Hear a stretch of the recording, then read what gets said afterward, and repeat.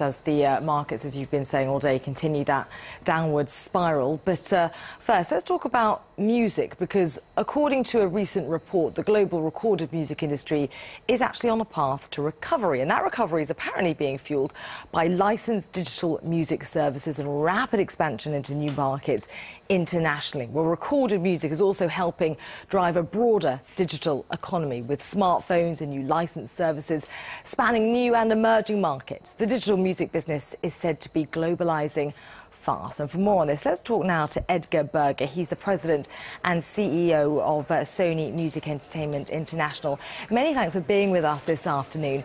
The music industry was one of the first sectors forced to make this move away from the selling of physical goods like CDs and DVDs into online usage. And I think it's fair to say that it's struggled with its relationship with the internet for the past 15 years. And yet now it's turning a corner.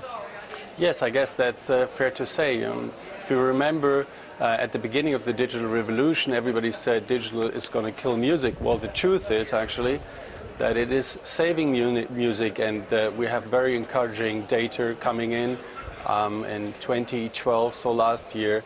The music industry globally grew by 0.3%. That's modest, but it's still a growth, and that's the first time this happened since 1999, and actually encouraging news from around the world. 8 of the top 20 markets are growing from every continent: Australia, Japan, India, Sweden, Norway, Brazil, Mexico, Canada. So great story, I think. As you say, Brazil, Mexico, Canada, growth there being driven by the spread of smartphones and tablets. The traditional music powerhouses of the UK and the US and Germany struggling to keep up a little bit. I wouldn't say so. The traditional music companies are the ones, actually, recorded music companies, that actually led through this transformation process. And if you look at the music business, it's 34% digital now on a global scale. And really, this is unparalleled in media. If you compare it with newspapers, that's 5%. And film, it's 7%, and books as well. And in recorded music, it's still the same players that have managed to do this transformation process. So quite an achievement, I would say. Would you say that you've also seen within the music industry a marked change, particularly maybe among young users who are markedly more willing to actually pay for legal music services online? Yes, absolutely. There are more than 500 legal services around the world that are licensed by the companies, and we actually want the consumers to decide. We want to license to as many services, provided they pay a fair share to the artists and to the rights holders.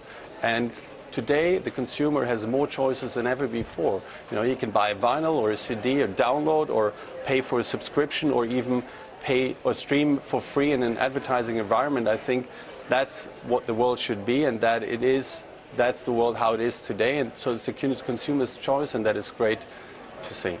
And yet there is still a problem with illegal music downloads, isn't there? According to this IFPI report, still 1/3 of internet users globally using unlicensed file sharing sites regularly.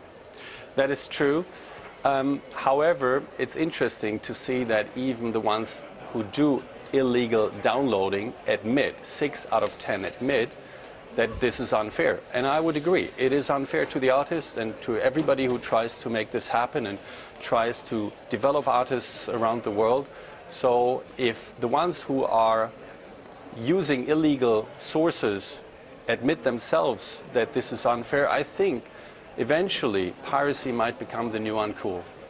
Let's hope. Edgar Berger, President and CEO of Sony Entertainment International, many thanks for those thoughts.